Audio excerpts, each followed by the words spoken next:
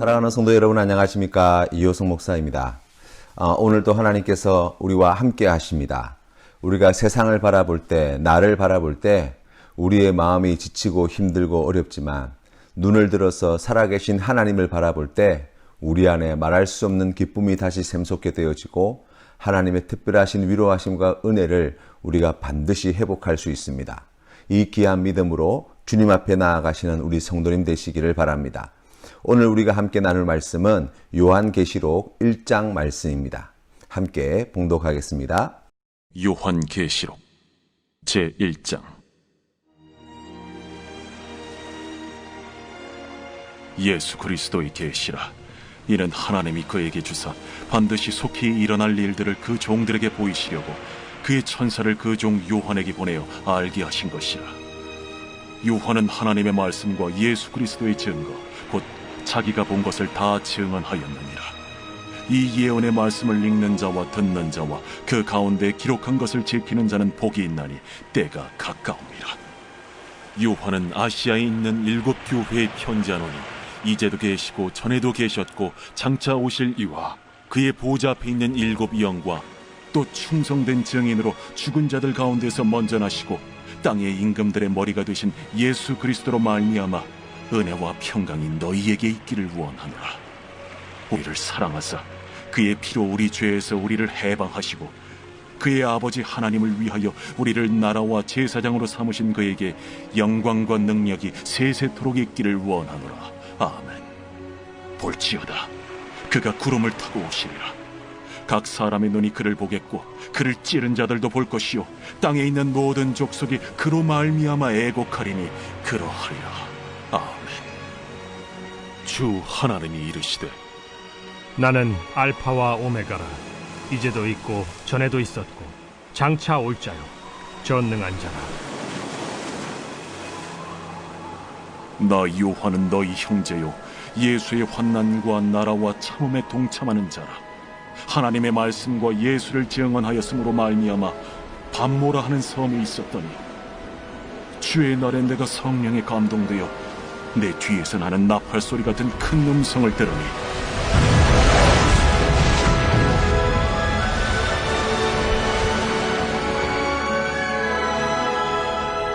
네가 보는 것을 두루마리에 있어서 에베소, 서머나, 버가모, 두아디라, 사데, 빌라델비아, 라오디게아에 7 교회를 보내라.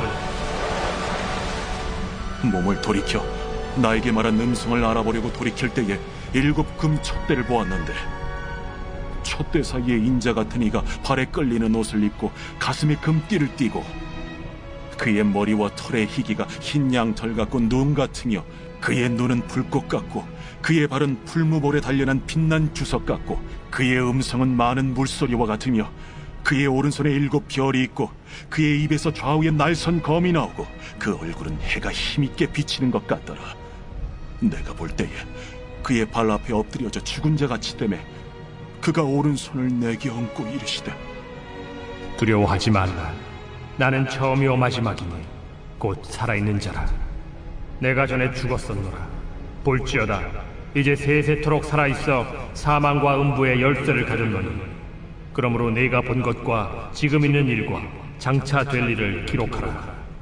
내가 본 것은 내 오른손의 7 별의 비밀과 또 7 금 촛대라. 7 별은 7 교회의 사자여 7 촛대는 7 교회리라. 여러분, 요한계시록 하면 제일 먼저 떠오르는 것이 어떤 것입니까? 아마 교회를 오래 다니신 분들은 떠오르는 단어 가운데 꼭 들어있을 법한 단어가 바로 이단이라는 단어일 것입니다.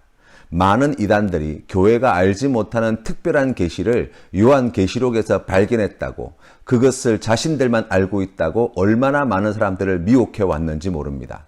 안타까운 것은 요한계시록은 성경 말씀임에도 불구하고 미단들이 더 많이 이야기하고 교회에서는 잘 이야기되지 않는 책이 되어버렸다는 사실이에요. 그 이유를 생각해 보면 요한계시록이 가지고 있는 독특한 성격 때문입니다.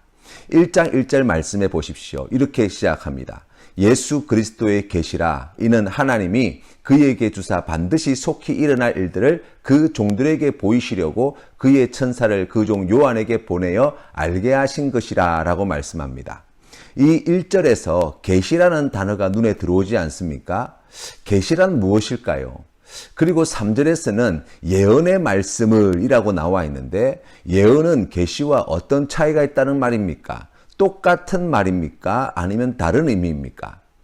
계시라는 단어를 제일 많이 사용한 성경 저자는 요한 사도가 아닙니다. 요한 사도는 요한 계시록에서 이 계시라는 단어를 1장 1절에서 단 한 번 사용하고 있습니다. 오히려 계시라는 단어는 사도 바울이 13번에 걸쳐서 빈번하게 사용하고 있는데 이 계시라는 말의 뜻은 이전에 감추어져 있거나 드러나지 않던 것이 드러났다는 뜻을 의미합니다. 그것을 드러내다라는 뜻을 가지고 있다는 말이에요. 그런데 여러분 1절 말씀을 다시 보십시오. 계시 앞에 예수 그리스도의라는 말이 붙어 있습니다. 이 의미는 예수님에 대해서 감추어져 있던 것이 드러나는, 그리고 그것을 드러내는 말씀이라는 뜻도 있지만 예수님이 주신 계시의 말씀이라는 의미도 함께 담겨져 있습니다. 요한계시록의 말씀을 읽어보면 예수님에 대한 계시라는 의미보다 예수님이 주신 계시의 말씀이라는 의미를 우리가 더 분명하게 볼 수 있습니다. 그리고 1절에 나와 있듯이 이 계시의 내용은 반드시 속히 일어날 일들에 대한 이야기입니다. 요한 사도는 곧 이루어질 일에 대하여 예수님이 주신 계시를 환상과 말씀을 통해 받았다는 거예요. 그렇다고 한다면 3절 말씀에 나오는 예언은 계시와 비슷한 말입니까? 아니면 계시와 다른 말입니까? 예언이라고 하는 것은 구약 성경에 등장하는 이사야 선지자나 예레미야 선지자와 같이 하나님의 사람이 하나님의 말씀을 듣고 그 말씀을 전한 것이라고 이야기할 수 있습니다. 미래에 이루어질 사건을 포함할 수도 있지만 하나님이 그의 종들에게 주신 말씀, 그 말씀을 전하는 것, 그게 바로 예언이라고 이야기할 수 있는 거예요. 이 요한계시록은 계시의 말씀임과 동시에 예언의 말씀이기도 합니다. 요한 사도가 예수 그리스도에게서 받은 말씀이거든요.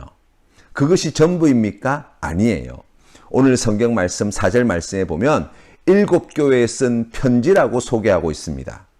이 요한계시록은 편지의 글이기도 합니다. 수신자가 있다는 거예요. 발신자가 있다는 거예요. 그리고 이 편지를 쓴 특별한 목적이 있다는 거예요. 그리고 이 편지의 형식을 함께 가지고 있다는 의미입니다. 정리해보면 요한계시록은 내용과 양식에서는 요한 사도가 본 환상이나 상징과 같은 것을 증언하는 계시의 내용이 풍성하게 들어있고 그 구조에 있어서는 서신서의 형식을 활용하여서 쓴 목적과 수신자가 분명한 글이라고 이야기할 수 있고 구약의 여러 예언자들과 같이 하나님이 주신 말씀을 전하는 책이라고 이야기할 수 있습니다. 요한 사도가 이 책을 쓴 목적은 3절 말씀에 나와 있는 대로 말씀을 읽고 듣고 지켜 행하여서 복을 받기를 바라는 마음에서 쓴 책임을 알 수 있어요. 그럼 어떤 내용이 들어있는 책인지에 대해서 요한계시록의 말씀을 통해서 확인해 보면 첫째로 반드시 속히 일어날 일들인데 구체적으로 7절 말씀에 보면 볼지어다 그가 구름을 타고 오시리라 각 사람의 눈이 그를 보겠고 그를 찌른 자들도 볼 것이요 땅에 있는 모든 족속이 그로 말미암아 애곡하리니 그리하리라고 말씀하고 있습니다. 여기서 말씀하는 그는 누구를 가리킵니까? 바로 예수 그리스도를 가리킵니다. 예수님이 곧 오신다는 것입니다. 이것이 요한계시록의 핵심 주제입니다. 1장부터 시작하여서 마지막 장에 이르기까지 예수 그리스도께서 곧 오신다는 메시지가 계속해서 강조되고 있습니다. 거기에서 더 나아가 우리 주님이 다시 오실 때 어떤 일들이 벌어진다는 말입니까? 7절 말씀으로 표현하면 믿는 사람들은 무엇을 보게 된다는 것입니까? 예수님을 박해하든 믿지 않는 자들은 무엇을 보게 된다는 말입니까? 이 말씀은 주님이 다시 오실 때 믿는 자와 교회에는 어떤 일들이 벌어지고 믿지 않는 자와 세상에는 어떤 일들이 벌어진다는 말입니까? 에 대한 하나님의 계시가 기록된 말씀이라고 이야기할 수 있습니다. 그래서 그 날들은 사람들이 애곡하게 될 날, 바로 심판의 날과 그 이후에 일어날 일들에 대한 계시의 내용이 함께 포함되어져 있는 거예요. 그 모든 내용을 편지로 써서 소아시아에 있던 에베소, 서모나, 버가모, 두아디라, 사데, 빌라델비아, 라오디게아 교회에 보낸 편지, 그 편지의 글이 바로 요한계시록이라고 이야기할 수 있습니다. 오늘부터 우리가 요한계시록을 읽을 때 다시 오실 예수님은 어떤 분이신지를 꼭 확인하시기를 바랍니다. 그리고 그 예수님을 우리가 어떻게 믿으며 사랑하며 소망하며 살아가야 할지를 결단하는 성도님 되시기를 바랍니다. 두 번째로 주님 오실 날이 가까워질 때 교회와 믿는 우리들에게 어떤 일들이 벌어지는지 말씀 속에서 확인하시고 깨달으시는 성도님 되시기를 바랍니다. 그리하여서 하나님이 기뻐하시는 믿음의 길이 어디에 있는지 말씀에서 길을 찾으시고 순종하시는 성도님 되시기를 바랍니다. 세 번째로 주님 다시 오실 때 이 믿지 않는 자들과 세상에는 어떤 일들이 벌어지는지 그것을 우리가 배우고 믿지 않는 자들을 위해서 우리가 무엇을 해야 할지, 그런 세상 속에서 우리가 어떻게 해야 할지를 하나님 앞에서 결단하고 말씀을 통하여 그 길을 찾고 그게 순종함으로 나아가시는 우리 성도님 되시기를 바랍니다. 1장에서 예수 그리스도는 4절과 5절 말씀에 이제도 계시고 전에도 계셨고 장차 오시리시며 그의 보좌 앞에 있는 7영과 또 충성된 증인으로 죽은 자들 가운데 먼저 나시고 땅의 임금들의 머리가 되신 분이라고 말씀합니다. 영원 전부터 영원 후까지 계신 분, 우리를 위하여 이 땅에 오시고 우리를 위하여 죽으시고 부활 승리하신, 그리고 다시 이 땅에 재림주로 오실 우리 주님이라고 말씀하시는 거예요. 또한 그분이 우리를 사랑하시고 우리를 죄에서 해방하신 분이라고 말씀합니다. 6절 말씀에서 우리를 하나님을 위하여 나라와 제사장으로 삼으신 분이라고 말씀합니다. 8절 말씀에서 전능하신 분이라고 말씀합니다. 16절 말씀에서 그의 손에 7별이 있고 입에서 좌우의 날선 검이 나오는 분이라고 말씀합니다. 18절 말씀에서 죽었다가 다시 살아나신 분이며 세세토록 계시고 사망과 음부의 열쇠를 가지신 분이라고 말씀하고 있습니다. 우리가 다른 복음서나 구약의 예언서나 사도 바울이 쓴 서신서에서 보고 들었던 예수님의 모습과 일치한다고 할 수 있습니다. 대신 요한 사도가 환상 중에 본 것을 기록하여서 예수님에 대한 묘사가 마치 영화의 한 장면처럼 생생하게 기록되어져 있다는 것이 차이가 날 뿐이에요. 성경의 말씀을 통해서 우리가 듣고 보고 배웠던 그리고 만났던 예수님의 모습과 요한계시록이 우리에게 전해주는 예수님의 모습은 일치합니다. 그런데 이것이 왜 계시가 됩니까? 들어도 듣지 못하고 보아도 보지 못하는 사람들이 너무나 많이 있기 때문입니다. 하지만 예수 그리스도를 믿는 우리는 이 말씀을 통하여서 다시 한번 예수님을 볼 수 있고 예수님의 음성을 들을 수 있게 되었습니다. 듣고 보았습니까? 그것이 성도와 교회에게 주신 하나님의 큰 복인 줄 믿으시기를 바랍니다. 그런데 거기에서 우리가 잊지 말아야 할 것이 무엇입니까? 바로 기록한 것을 지키는 것, 즉 순종하는 것을 늘 기억하고 실천해야 하는 것이죠. 오늘은 주님이 다시 오실 날과 매우 가까운 날입니다. 오늘부터 얼마 시간이 지나지 않아 주님이 곧 다시 오십니다. 우리가 오늘 이 말씀을 통해 곧 다시 오실 예수님을 오늘 하루 깊이 묵상하시는 은혜가 있으시기를 주님의 이름으로 축원합니다. 그리고 곧 다시 오실 예수님을 오늘 어떤 모습으로 기다릴지 우리가 결단함으로 나아가십시다. 그리고 그렇게 살아가십시다. 주님 다시 오실 날을 기다리며 믿음으로 살아가는 성도님들을 살아계시며 다시 오실 예수 그리스도께서 반드시 바른 길로 인도해 주시고 이 어렵고 힘든 시대 속에서 우리를 지켜 보호해 주실 줄 믿습니다. 오늘 우리가 함께 부를 찬송은 온 세상 죄 지고 가신 이 찬양을 우리 같이 부르시겠습니다. 온 세상 죄 지고 가신 하나님 어린 양 보라 나의 죄 사하시려고 아버지 품 떠나셨네. 하나님의 어린 양 아름다우신 주님을 사랑합니다. 그 피로 날 씻기소서. 하나님 어린 양 예수 하나님의 어린 양을 십자가에 못 박았네. 겸손의 왕을 비웃고 경멸하며 죽였네.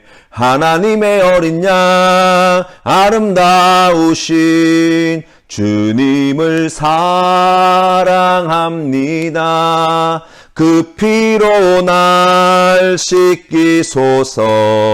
하나님 어린 양 예수 난 길 잃고 방황했네. 죽어야 할 이 죄인을 지팡이와 막대기로 날 인도하여 주셨네.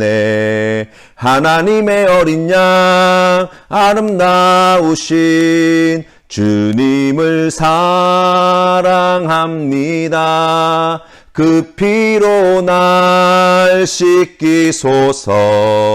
하나님 어린 양 예수.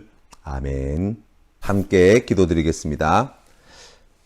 주님 다시 오실 그날이 날로 다가오고 있는 이때에 하나님 우리에게 귀한 요한계시록의 말씀을 들려주시니 감사합니다. 주신 말씀을 통하여 우리가 다시 예수 그리스도를 주목하게 하시고 예수 그리스도를 깊이 묵상하게 하시고 주님의 말씀에 순종함으로 영광 돌리는 우리 귀한 믿음의 권속들 되게 하여 주시옵소서. 주님 다시 오실 그날이 얼마 남지 않은 이때에 우리가 어떻게 믿음으로 살아가야 할 것인지를 깨달아 알게 하여 주시고 하나님의 지혜와 인도하심을 구하는 자들을 오늘도 성령으로 인도하여 주시고 충만함으로 함께하여 주시어서 하나님께 영광 돌리는 우리 귀한 성도님들 되게 하여 주시옵소서. 하나님 이 말세의 때에 하나님 우리가 세상 가운데 방황하지 않도록 오늘도 진리의 말씀을 깨달아 알아갈 수 있도록 은혜 더하여 주시옵소서. 이 세대를 분별하게 하시고 하나님의 뜻에 순종함으로 나아갈 때 사명을 감당하기에 부족함이 없도록 우리의 삶의 자리들을 지켜 보호하여 주시옵소서. 하나님 참으로 어렵고 힘든 시절 가운데 우리가 살고 있습니다. 주님 우리를 불쌍히 여겨 주시사 하나님 아버지 이 어렵고 힘든 시대 속에서도 믿음 잃지 않도록 지켜주시고 소망을 잃지 않도록 은혜를 더하여 주시고 하나님께 주신 긍휼하심과 그 놀라우신 은혜에 힘입어 날마다 기쁨과 감사로 하나님께 영광 돌리는 우리의 삶이 될 수 있도록 복내려 주시옵소서. 거룩하신 예수님의 이름으로 기도합니다. 아멘.